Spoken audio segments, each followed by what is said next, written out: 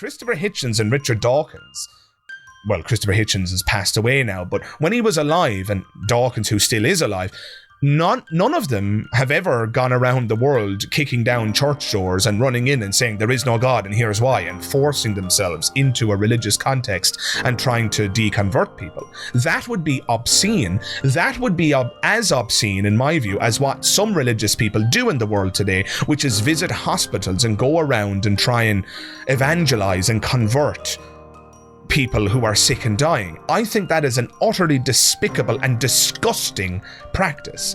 And so it is something that us atheists, irrespective of stridency, it is something that we should avoid. Take the risk of thinking for yourself. Much more happiness, truth, beauty, and wisdom will come to you that way. Thank you. Hello everybody, Magic Skeptic here, aka Magic Dara, and you're all most welcome to another episode of A Magician's Thoughts. Guys, as an atheist, I have learned a lot over the past decade, and just to be clear, just give you a quick autobiographical account. I, for those of you who aren't aware, was raised Catholic, and I was rather fundamentalist through the various gateway drugs of certain Christian apologists. I became, again, rather fundamentalist and creationist in my outlook, so I became very seriously entrenched in Christian dogma. And I escaped it at a certain point through encountering the works of people like Christopher Hitchens, Richard Dawkins, and the atheist experience run by Matt Dillahunty and the atheist community of Austin and so forth. But that didn't happen for me until I was about maybe 18 or 19. At the time of recording, I'm 30 years of age, so I've been an atheist now for about 10 or 11 years, a little over a decade. And in that time, I have changed a lot, and my closest friends have noticed this change themselves. PJ, who is a frequent contributor on the channel here of the amazing channel Just the Tip, is a good person to talk to about this, and perhaps PJ and I will sit down and discuss this at some point. But PJ would be the first to tell you that I was extremely fundamentalist in my atheism. I mean, maybe fundamentalist is the wrong word, but I guess maybe strident is a better phrase to use. I was very strident in my atheism when I was a newborn atheist, if you will, when I was 18 or 19 and I had just relinquished my faith. And I think this is a very common trend with atheists. They can be very angry and resentful and frustrated because they feel like they've dedicated their life to a nonsense and that the wool was pulled over their eyes, and they can take that out on their family and other religious believers and so forth. And so I thought it might be nice to make a video where I put together just 5 simple pieces of advice for atheists such as myself. Now, again, this advice won't be universally applicable. Some of this advice will sound like a triviality to you. Other pieces of advice might actually, at least I hope, be meaningful and profound. I just want to address one thing, however, before I go any further. At no point am I suggesting that all atheists should be the same. At no point am I saying that atheists can't be strident and that atheists can't be forceful in their rhetoric, right? I'm totally fine with a multitude of approaches. I love people like Christopher Hitchens and Richard Dawkins, those more strident atheist types. Those are the atheists who are responsible for my deconversion. I think there's room for that. These pieces of advice aren't going to address tone. These pieces of advice aren't going to tell you how you should proceed in terms of your stridency. There's room for the polite, nice approach where we reason with people in a very calm, well, you know, maybe you should consider it this way, and have you ever thought of this? And I just want you to know that I care about you, and so I want you to think about this. That's one approach, but you can also take the Christopher Hitchens approach and just decimate your opponent with unbelievable rhetoric, solid arguments, and satire and insult in some cases, right? I mean, that's fine too. My question is to Christopher is how you can justify wanting to take something away from people from 95 that gives meaning to 95% of the American people and replace it with something that gives meaning to just 5% of the American people. Well, what an incredibly stupid question.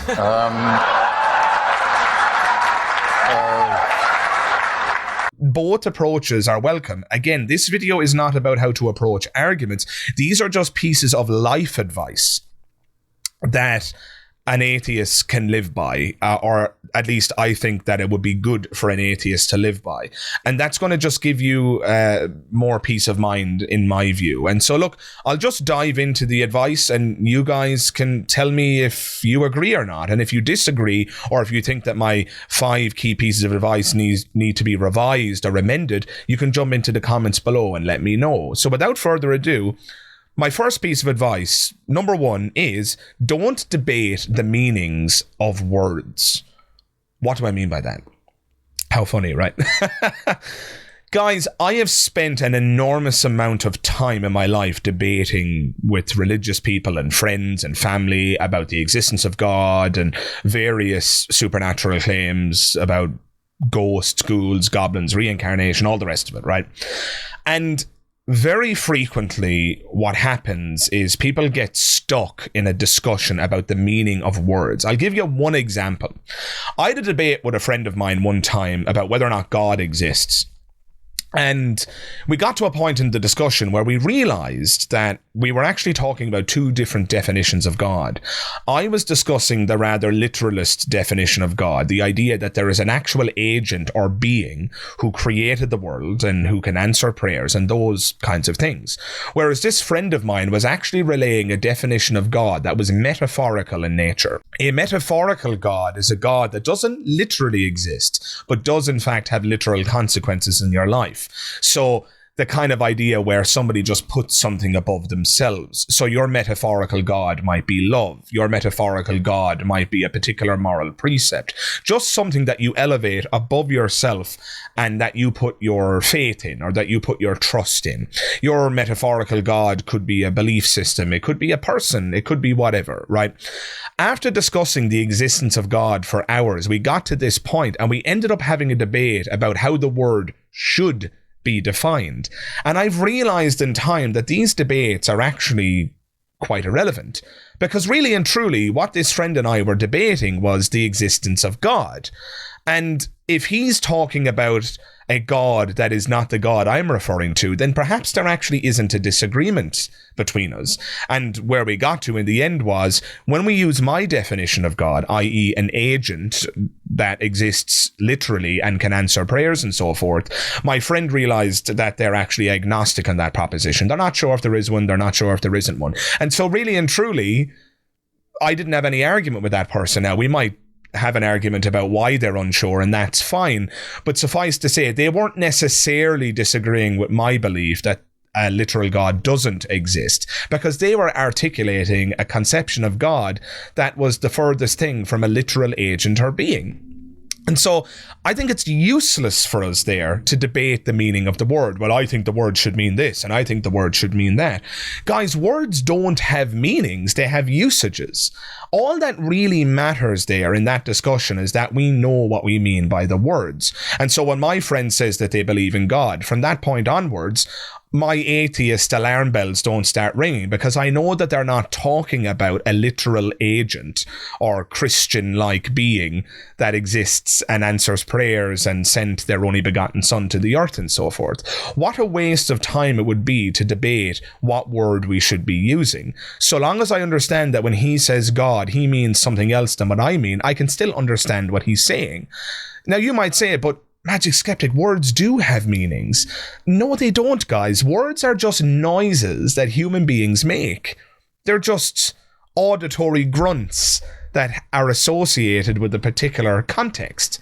Words don't have meanings, they have usages. When somebody says God, they might be referring to a literal being, but they might also be referring to a metaphorical God or non-literal entity.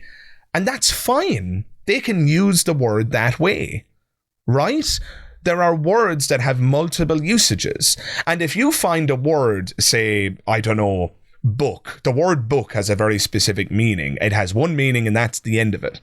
Well, that the sound of the word book, when I say book, that is just a sound. That's not the same sound French people use when they refer to that object that you're calling a book. They call it a livre. Right, L-I-V-R-E, I believe, is the spelling. So again, 2 completely different sounds referring to the same object. So again, two completely different sounds can refer to the same thing, right? Two different sounds.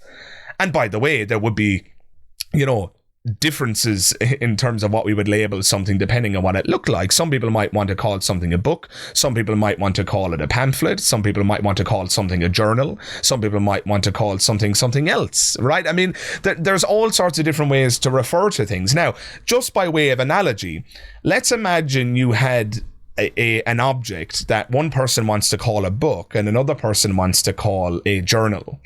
Or one person wants to call a book and another person wants to call a pamphlet or what have you, because the book is short enough that it shouldn't be called a book. It should actually be called an article, or it should actually be called a journal or what have you, right? How useless of a debate is that? How pointless of a discussion is it for two people to debate at length whether we refer to this object as a book, journal, article, or what have you? Who cares? So long as we know what we're pointing to, the underlying object that the label is pointing to, does it matter? So go back to the discussion I had with my friend. When he says God now, I know he's not pointing to a literally existent agent or being. And that's all that matters. Telling him, oh, well, you shouldn't use that word, you should use a different word. That's just an utterly pointless discussion. And by the way, it's a discussion and a debate that nobody can win. Because there's no evidence that can be brought to the table to answer that question about how we should label something. All you can do is appeal to consensus, which, who cares? Oh, well, most people mean this when they say that word. That doesn't matter to me. It doesn't matter. That doesn't mean that the person who's using a minority expression of the word is wrong. It just means that they're using a minority expression of the word, right? Again, having that debate about whether to call it a book or a journal, or having that debate about whether to call it a god or not, is pointless. All that matters is that we know what we're talking about. The book, in this analogy, we can both acknowledge exists. Whether we call it a book, a journal, or an article, whatever you want to call it, we both agree that it exists because we can see it, weigh it, quantify it, measure it. And going back to the God discussion, assuming we're using my definition of God, my friend and I had more agreement. He was agnostic, I'm an atheist on the question. We both, neither of us, have an active belief in that literal God concept. And we actually both agree that non-literal or metaphorical gods exist, that we can put things above ourselves. I wouldn't personally label those things as gods, but if somebody else wants to, have at it. I don't really care, so long as I know what you're referring to. Appealing to consensus when it comes to deployment of words is ridiculous, because even dictionaries, which list the various usages of words, do just that. They list all of the usages. Now, the most common usage might be the one at the top of the list, but it will list all the other usages as well.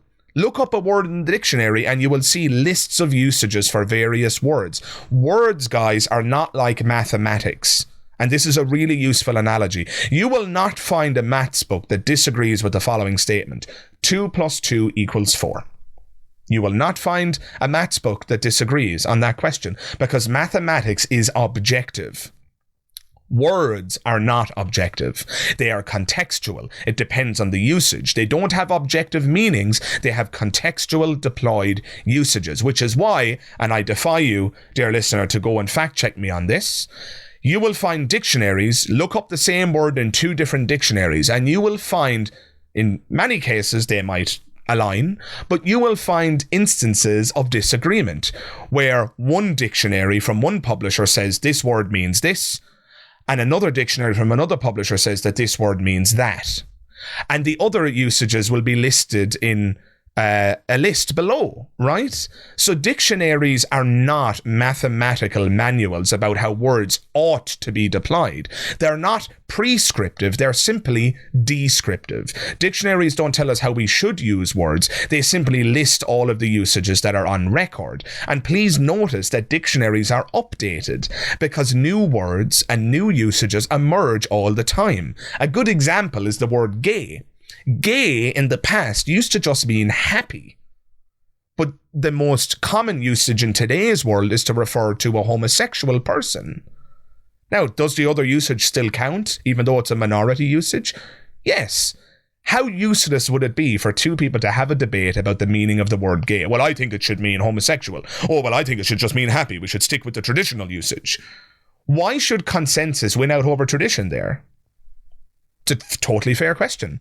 Because again, when you get into these word debates, which I'm recommending you shouldn't, people would say, oh, well, most people mean this when they say that word, so therefore my usage is correct. No, you're not. Why should consensus win out over tradition? Maybe the usage that the other person is deploying is the historic, traditional usage. Maybe tradition should win the day, right? Or maybe, just maybe, if you take my point seriously, you shouldn't be debating the meaning of the word. Get over it and just understand that people use words differently. So long as you understand what they're pointing to, that's all that matters. Debating the meaning of the word, separate from that, is a waste of your time, their time, and everybody else's. My second piece of advice is probably the most obvious piece of advice on this list, but you'd be surprised how many atheists don't realize this or behave in a way that seems to indicate that they're blissfully unaware of it. But piece of advice number 2 is don't force atheistic discussions. Now, I know you might think, dear listener, oh, but didn't you say, a Magic Skeptic, that the forceful, strident atheist type is something that you actually don't have a problem with and there's room for both approaches? Yes, I stand by that statement, but that's not what I'm detracting from with this piece of advice. When I say don't force atheistic discussions, I'm simply saying don't have non-consensual discussions about the existence of God. Christopher Hitchens and Richard Dawkins, well, Christopher Hitchens has passed away now, but when he was alive, and Dawkins, who still is alive, none of them have ever gone around the world kicking down church doors and running in and saying there is no God and here's why, and forcing themselves into a religious context and trying to deconvert people. That would be obscene. That would be as obscene, in my view, as what some religious people do in the world today, which is visit hospitals and go around and try and evangelize and convert people who are sick and dying. I think that is an utterly despicable and disgusting practice. And so it is something that us atheists, irrespective of stridency, it is something that we should avoid. Okay? So what do I mean? Let me give you some examples. If you're in public and somebody says that they believe in God, I would recommend that you don't just dive right in there and say, no, God isn't real. How dare you? Here's the evidence against it. You're an idiot. Don't believe in it. I think that's a rather foolish thing to do. And again, it's not something that the strident atheists in our world do. It's not something that Dawkins ever does, or something that Harris does, or something that Matt Dillahunty does. They have consensual conversations. My first sentence out of my mouth, whenever somebody says something like that I disagree with, is, well, do you want to discuss it? Because just so you're aware, I don't agree with you, and we can have a conversation about it if you'd like. I think consent is an important part of conversations, guys. I just think it's the polite and right thing to do, strident or not. After getting consent and permission to have that conversation with a person, be as strident as you like. Be the model Christopher Hitchens and tear their views to shreds. You know, that's fine. Off you go. Have at it. Take whatever approach you want. But I think at the very least, we shouldn't force atheistic discussions. And I've learned this lesson because I've run afoul of this lesson that I've learned, right? I, in the past, when people would say religious things, would just launch into an atheistic diatribe about how their views are nonsense. And I got nowhere. I mean, if your goal is to change minds, this isn't going to change minds. If somebody hasn't consented to a conversation and they just perceive you as a hostile attacker, they're not going to be amenable to reason. They're just going to tell you to fuck off. And perhaps rightfully so, right? Guys, we can be polite and we can be consensual in our conversations. Now, I'm not saying that this is a guarantee that conversations won't go south. Let me give you an example. I was sat having a conversation with a group of people one night, and one of them, we were just, it was a gathering of friends, and some people who I knew more closely, some people who I didn't. But one of the people in the group mentioned that they had been to see a medium and that they believe in ghosts and that they contacted their dead loved one and so on. And I, following this rule, I'm happy to say, said, well, look, I don't agree with you, I'm afraid to say. And I don't know if you want me to, but we can have this conversation. But just so you know, I don't agree, and I can explain why I don't agree, but I don't want to, attack this belief of yours if it gives you an immense amount of comfort and if you're not ready to discuss it. Now, that might sound patronizing, and maybe it is, but the person seemed to really appreciate it. They said, well, look, I really appreciate you asking if I want to discuss it. And to be fair, I would actually like to discuss it. I would love to know your thoughts on why you don't agree. Now, this is not the best example because this conversation still went south. When I went on to explain why I don't agree with them and their beliefs, they got very strident and they got very hostile, and this particular encounter ended with lots of swearing and unpleasantness, not from my side, I might add, but from theirs. And I said, look, with the greatest of respect, I did ask you if you wanted to discuss this, and you said yes, and now you're shouting at me. And to be fair to this person, they, at the end of this encounter, said, no, you're right, I did welcome the conversation, and so I'm sorry for shouting, but look, let's move on. So again, none of these rules or ideas or pieces of advice that I'm relaying to you today, guys, are guarantors of a successful conversation. None of them are guarantors that you're going to change or guarantees that you're going to say change somebody's mind, right? But in my experience, following this list of rules and advice that I'm sharing with you today produce more success. I've had more success talking with people following these rules than what I had when I wasn't following these rules. So again, that's advice. That's my second piece of advice for what it's worth. And, give it a go and see how you get on with it. So guys, on this point, I just wanted to clarify one thing and make sure that there's no misunderstanding at play here. So when I suggest that atheists shouldn't force conversations, I don't want anybody at any point to misunderstand and think that what I'm suggesting is that atheists should remain silent.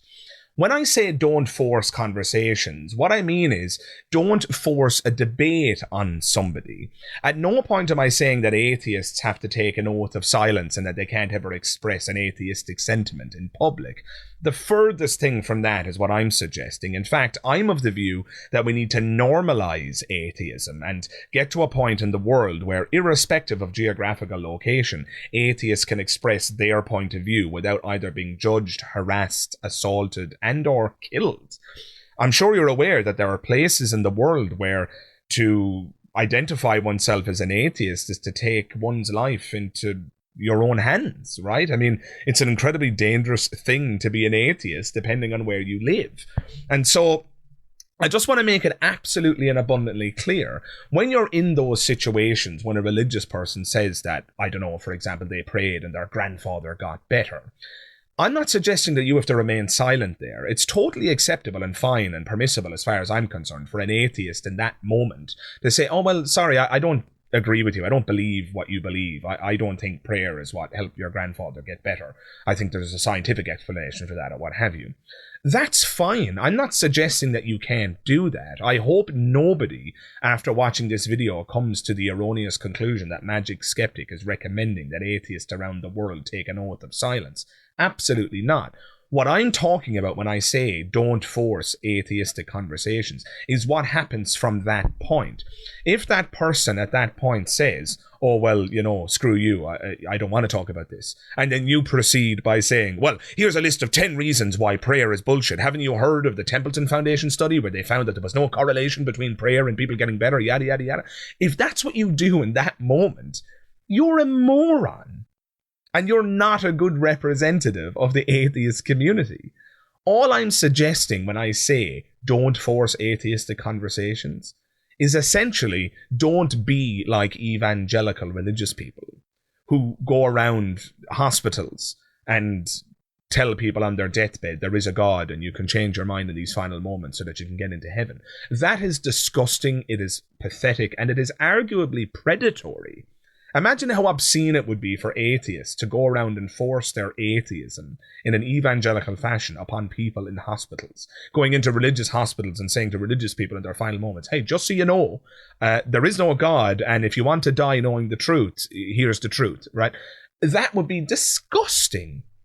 And again, all I'm saying is that we model ourselves against that. We don't want to behave that way. There's a distinction between recommending on one hand that we remain silent and recommending on the other hand that we don't be evangelical and force ourselves upon people. Right? There's a significant difference there, and I'm recommending that we don't do the latter. The former is totally fine. We need to normalize atheism. Atheists should be able to express their points of view without being viewed like they've got 10 heads. I agree with that entirely. Let's just avoid the evangelical hospital visit approach. I don't think that's wise. Now, that's not by the way, to detract from other potential approaches. I see no problem with an atheist getting up in a public square and expressing their atheistic point of view. That's freedom of speech. Bingo. 100%. Happy days. I see no problem with atheists putting on talks. A talk titled Why There Is No God. Come to my talk and you'll find out why, and so on and so forth. That's totally fine. Publish books, put on talks, stand up in the public square, make YouTube videos like I do. Whatever you want to do, express your atheistic point of view. And in interpersonal conversations, if somebody says they believe in the power of prayer, be completely comfortable in your willingness to say that, no, well, sorry, I disagree with you. Obviously, that piece of advice is contextual. If you're in an environment where that would be to risk your job or risk your livelihood or risk your safety, then obviously I wouldn't recommend that you be so, open and honest about your atheistic convictions. Clearly, that piece of advice is contextual. But if you are in such an environment where you can express your point of view, then do. There's no problem with that. All I'm saying is don't force a debate on people. If you're standing at the bus stop and somebody says they believe in God, you can say, well, I don't. Just don't at that point and say, and here are a list of 10 reasons why God doesn't exist. That's just silly.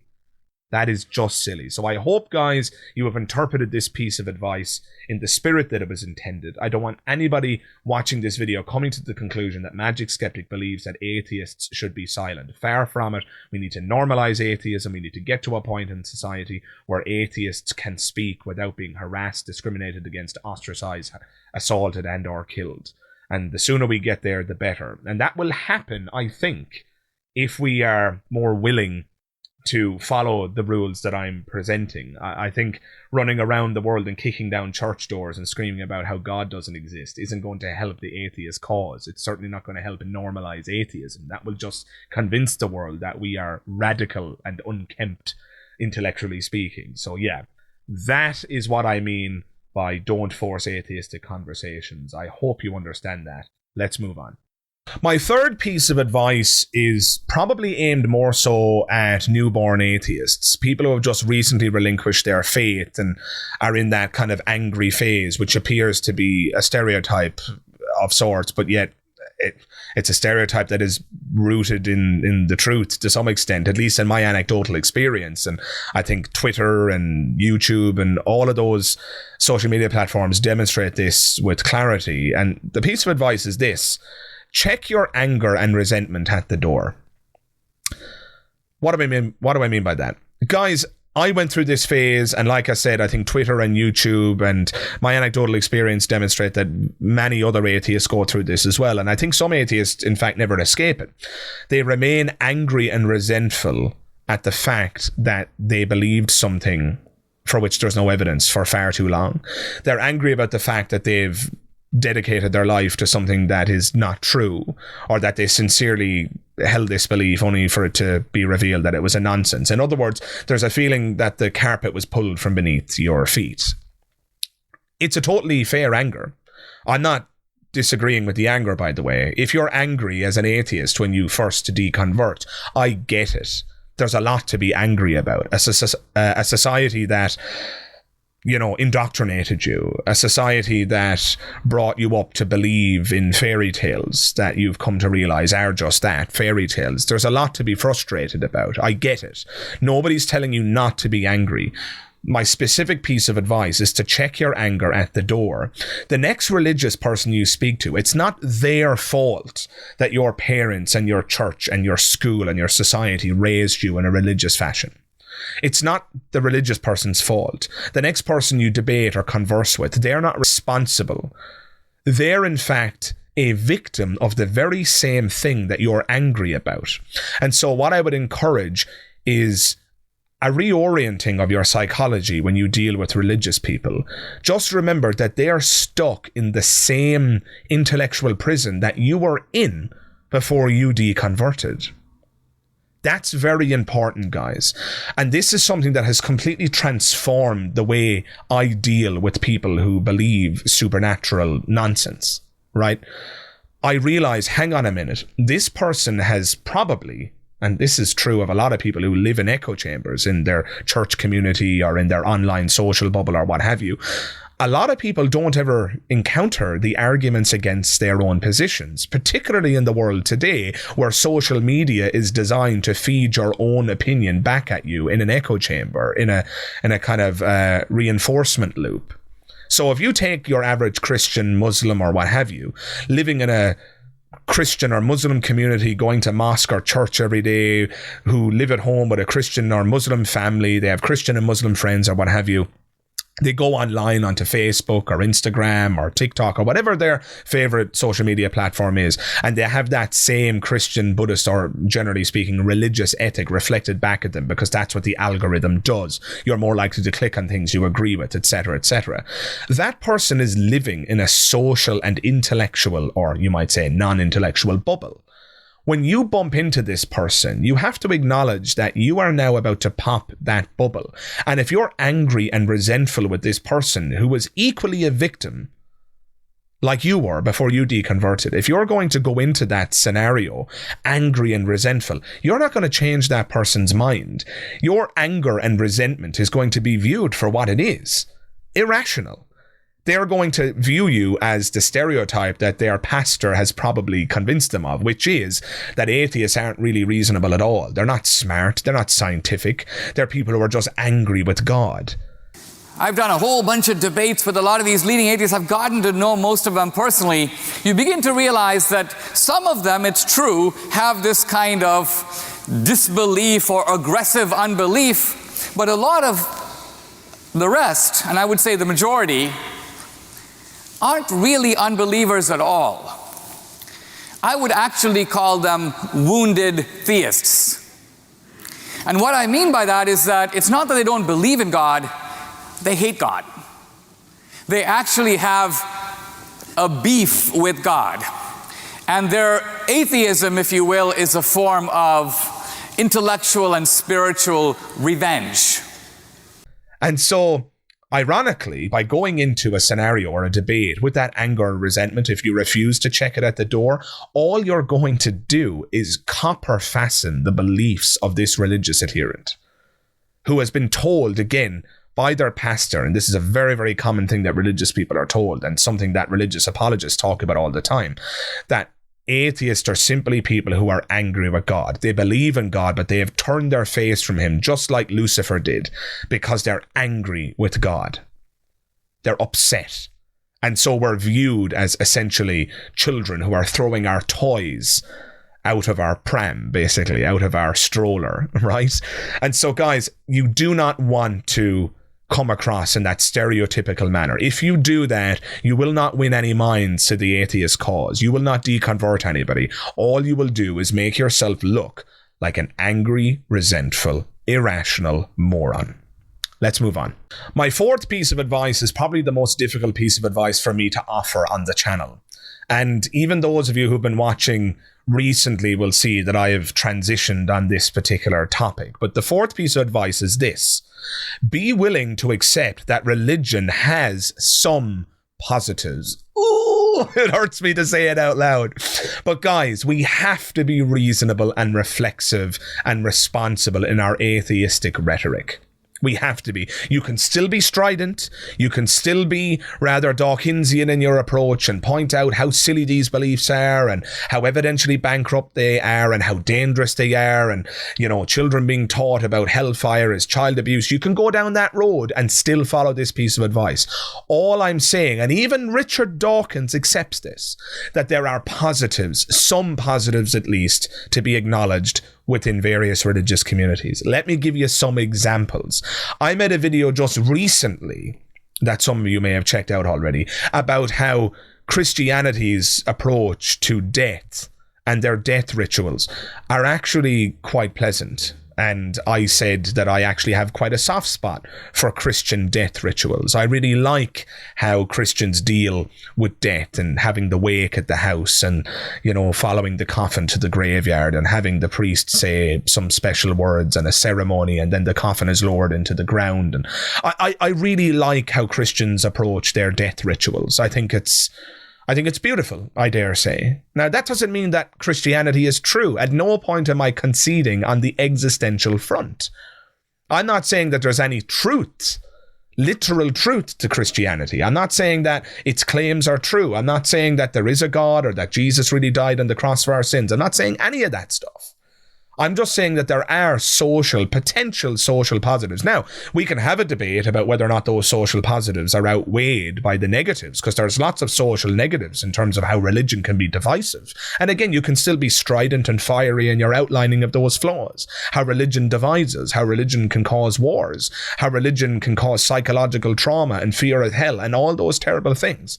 But you can have that conversation and acknowledge all those negatives while still acknowledging that the Christian death ritual, if you agree with me at least, is quite beautiful. And that's just one thing. What about all of the buildings and the beautiful music? Some of my favorite songs are religious songs. I'm going to make some of you guys sick here, but one of my favorite country music stars is Garth Brooks. Garth Brooks is explicitly Christian in his song lyric selection and in his writing and in his music. Sometimes I thank God for unanswered prayers. I know, you're going to get sick now. I apologize. But I love Garth Brooks, despite the heavy religious overtones in his music. And his music and its beauty is obviously severely and heavily influenced by his Christian upbringing and his Christian theology and his Christian belief system. I dare say that Garth Brooks' music wouldn't be anywhere near as beautiful were he not a Christian. I think part of the beauty of his music comes from that Christian inspiration. Again, there are positives that can come from religion. Now again, I can hear some of the more strident atheists in my audience saying, but Magic Skeptic, what about all the ways that religion divides us? Again, you can be fiery and committed to all those talking points whilst acknowledging that there are some positives. Those positives don't mean that we should accept religion. I mean, if you were to ask me right now, I would prefer if the whole world were to lose their religion through an honest evaluation of the evidence and through good epistemological standards and reasoning. That would be wonderful. But, that may not happen ever. And, assuming it doesn't mean that religion is toxic on every front. So I guess, I disagree with Christopher Hitchens. I don't think religion poisons everything. I think that's a mistake. I think there's two sides to that coin, and there are ways in which religion can be quite beautiful. Look at the art that it has inspired, right? One of my favorite paintings of all time is when God and Adam touch fingers, the roof of the Sistine Chapel, right? Painted by Michelangelo. I think that's an amazing painting, and I think part of the reason it's amazing is because of its religious inspiration. So again, guys, look, we have to acknowledge as atheists, if we're going to be taken seriously, we have to acknowledge that religion has some positives. If you refuse to acknowledge any positives, you're just going to wall off the reasonable part of your interlocutor's mind, because they're just going to view you as a stubborn, irrational person, right? They're just going to see you as a person who has a completely anti-religious bias, who's refusing to accept any positive ever. And so what's the point in taking you seriously? If you really, ironically, in my view, want to change minds, you have to have some give and take. And so I hope that point is clear. I hope it's been interpreted in the spirit that is intended, and that you haven't misunderstood me. Nothing about what I've said detracts from your capacity or from your permission to go down the fiery, strident road, if that's the type of atheist you are. It just requires that you have to acknowledge at some point that there are some positives, which is something that I've started to do in this channel. And I'm hoping that that approach, because it is the truth, is going to yield more converts to the atheist movement in time. But let's see what happens with that. Watch this space. The final piece of advice comes from none other than Daniel Dennett, and I think it would be remiss of me not to include it on this list. And it's a very, very simple piece of advice that I think atheists forget all the time. And it's this. Remember that there's no polite way to tell someone that they've dedicated their life to a folly. In other words, guys, it's not easy for someone in real time to give up their lifelong commitment to a particular religious tradition or faith. The sooner that we as atheists acknowledge this, the better.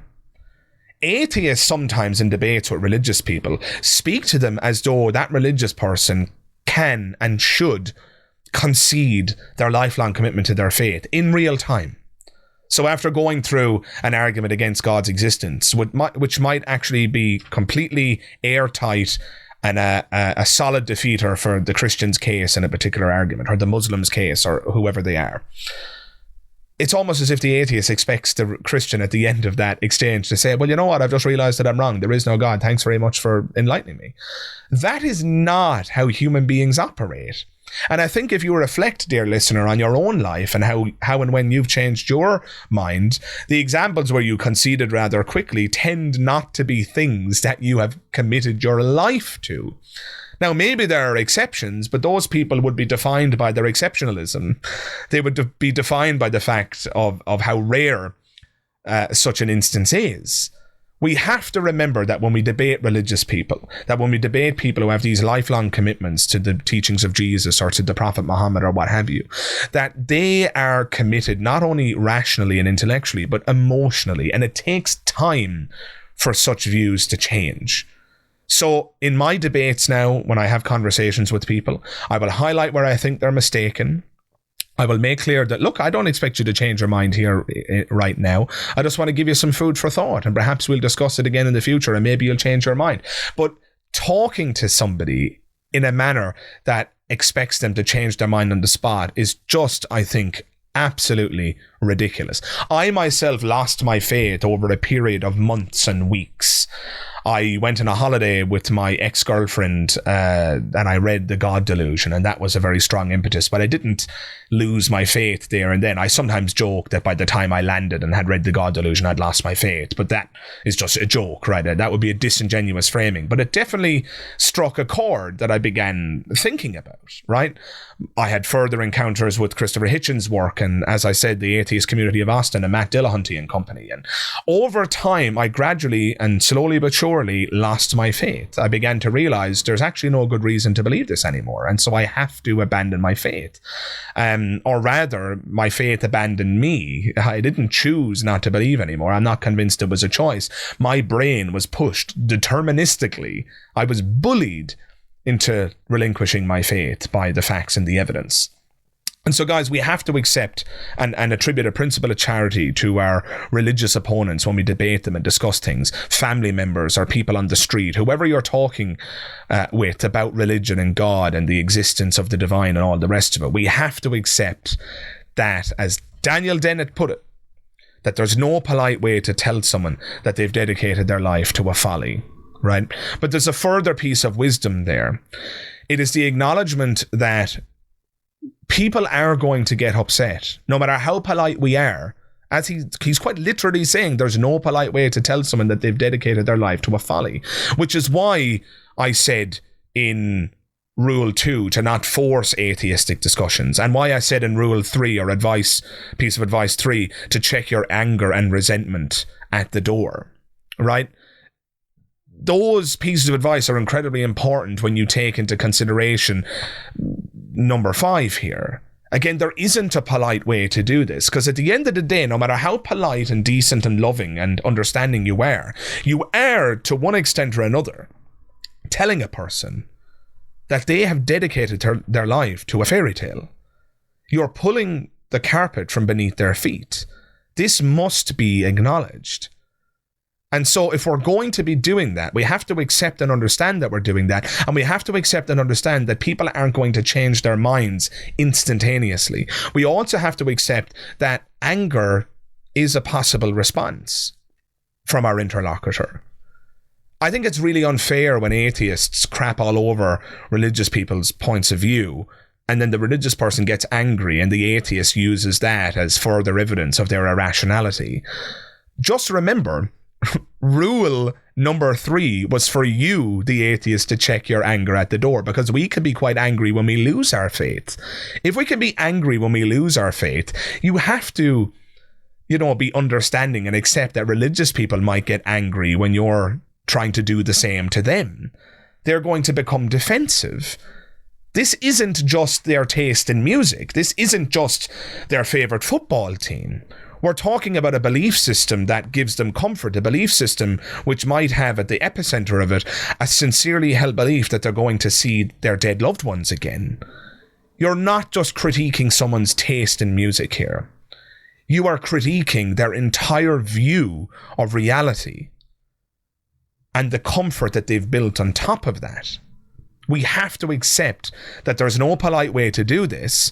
And given the fact that there's no polite way to do this, we have to understand that people are going to be upset with us when we do this, which is, again, why I said in number 2, we have to ask for permission when we're going to have these conversations. This is a point of view that I've been slowly nudged towards by one Brian O'Neill, who I have had on the channel several times at this point. Brian is a lawyer and historian. And Brian always says that we have to first do no harm. And he believes quite strongly that some people are probably so committed to their faith that it might actually be, unfair to try and convince them that it's not true. Some people, in other words, can be so destabilized by losing their faith that it might cause serious depression and or suicidality. Now, I still feel deep down that it's possible to deconvert such people, but that we just have to be more delicate in how we do it. But there is something there. There's something to that talking point. And this is exactly why I shared rule number 2, which is why we shouldn't force atheistic discussions. If somebody said, and they were telling the truth, I'd kill myself if I was convinced that there is no God, maybe we shouldn't have an atheistic conversation with that person. Maybe. In fact, I guess I'm coming to the conclusion that that might actually be true. It's difficult for me to accept that because I do have a truth bias. I do think it's better in 99% of cases for people to be exposed to the truth, regardless of the consequences.